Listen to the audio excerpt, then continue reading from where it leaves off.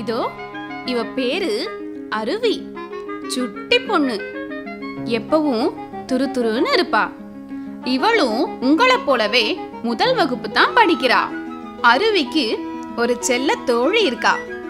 பள்ளிக்கு போற நேரம், நண்பர்களோட விளையாடுற நேரத்தை தவிர மற்ற எல்லா நேரமும் அந்த தோழியோட தான் இருப்பா.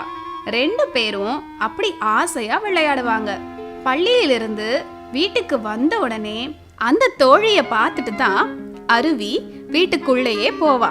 அந்த தோழிய தான் இப்போ காணோம்னு தேடிக்கிட்டு இருக்கா. என்ன தேடுற அருவி? உன் செல்ல ஆட்டுக்குட்டிய தானே? அதோ அங்க படுத்திருக்கு பாரு.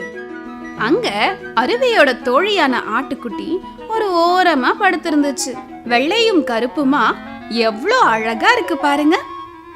வழக்கமா அருவிய பார்த்த உடனே துள்ளி குதிச்சு ஓடி வர அந்த ஆட்டுக்குட்டி இன்னைக்கு ரொம்ப சோகமா படுத்திருந்துச்சு. ஆட்டுக்குட்டி அப்படி இருக்கிறத பார்த்ததும் அருவி துடிச்சு போயிட்டா.